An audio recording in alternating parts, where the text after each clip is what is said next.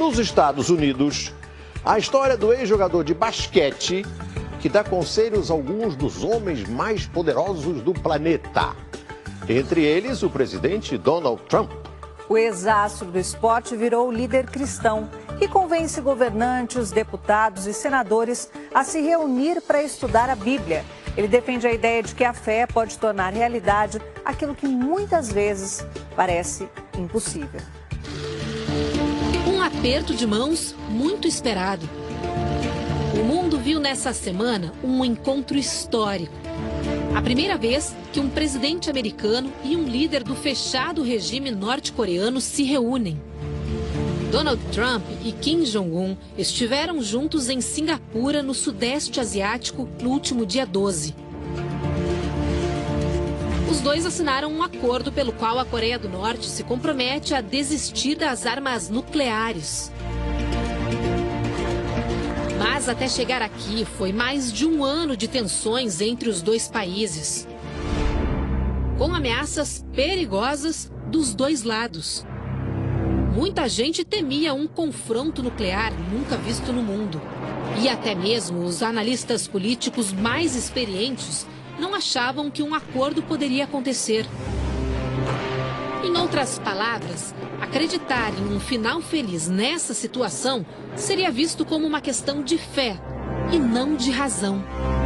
Um grupo de estudos bíblicos americano é um exemplo de como a fé pode ter resultados reais no mundo da política.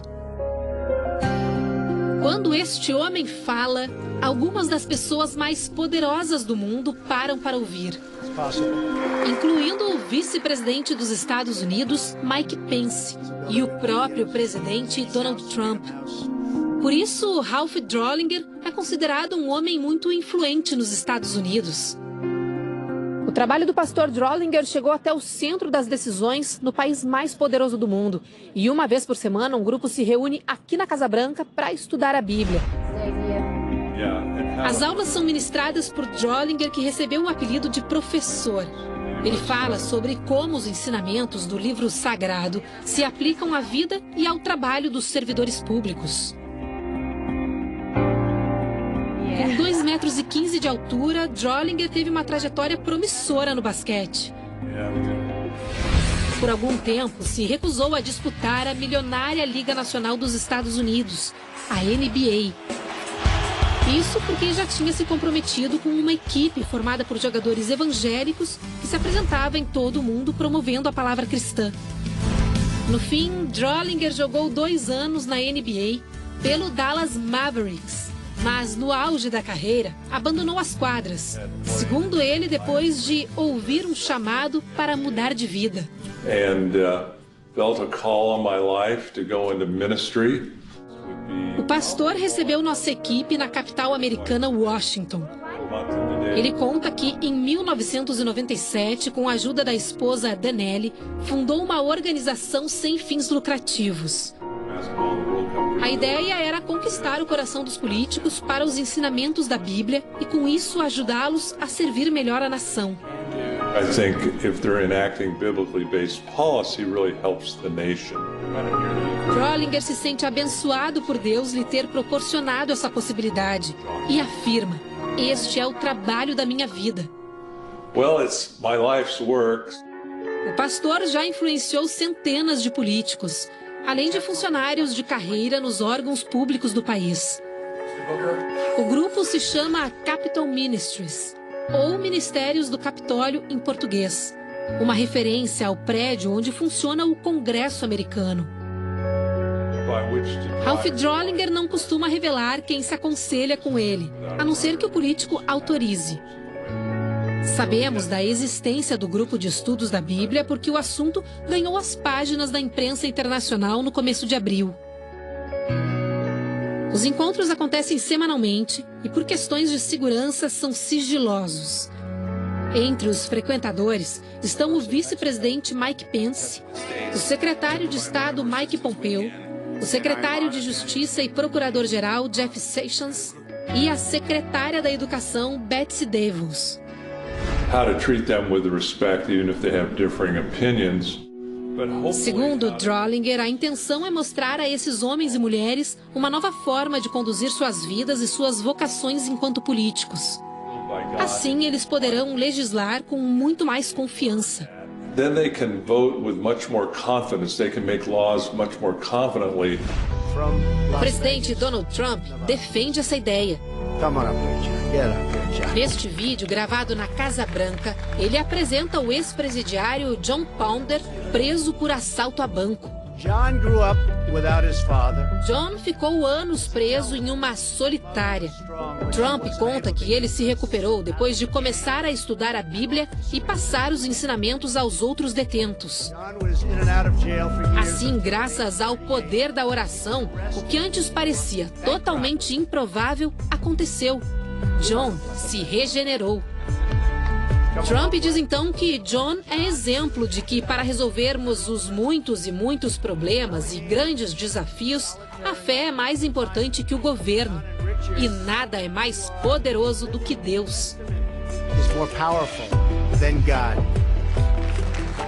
Reflexões como essas estão no Ministérios do Capitólio. A organização não autoriza nenhum tipo de registro das aulas, mas 2 senadores nos receberam em seus gabinetes para conversar sobre os estudos. James Lankford participa há 7 anos. Ele explica que o livro sagrado ensina a tratar as pessoas com humildade e mostra que um líder sábio está focado em servir, não em ser servido. A person that's focused on serving more than a person that's focused on being served. Lankford argumenta que as pessoas se preocupam pouco com o lado espiritual e que os estudos da Bíblia contribuem para a vida como um todo. Ele, por exemplo, aprendeu a lidar melhor com a família, a ser honrado com o próximo e humilde nas relações pessoais. How to be able to deal with honor each other, how to deal with humility. Já o senador Steve Daine está envolvido com o grupo há quase 4 anos. And we share breakfast together. Daine conta que os participantes discutem princípios como a humildade, a integridade e a bondade. Para o senador, qualidades necessárias especialmente para quem exerce o poder. Amongst our leaders. Hoje, os ministérios do Capitólio reúnem cerca de 60 deputados e senadores americanos de 2 dos principais partidos dos Estados Unidos, o Democrata e o Republicano. Além de 12 dos 17 integrantes do gabinete presidencial dos Estados Unidos. Os políticos deixam de lado as rivalidades partidárias para focar no livro sagrado. Há ministérios do Capitólio em 42 das 50 capitais americanas. Em outros países, já são 24 representações. Em agosto, a organização inaugura um ministério em Brasília. Aos 63 anos de idade, o pastor não pensa em parar. Ele explica que os ensinamentos da Bíblia são necessários não só para os Estados Unidos, mas para líderes de todos os países. Por isso, o objetivo de Ralph e Danelli Drollinger é levar os ministérios do Capitólio para todo mundo. Drollinger costuma passar lições de casa a outros alunos que não conseguem comparecer todas as vezes. É o caso do vice-presidente Mike Pence. O presidente Donald Trump não vai aos encontros na Casa Branca, mas é cristão e se comunica com Ralph Drollinger por meio de notas escritas de próprio punho. He'll write me notes back on my written Bible studies, encouraging notes. Segundo o pastor, Trump pretende participar quando a vida estiver mais calma. He wrote me when things settle down. Vida mais calma? A notícia dessa semana pode ajudar bastante.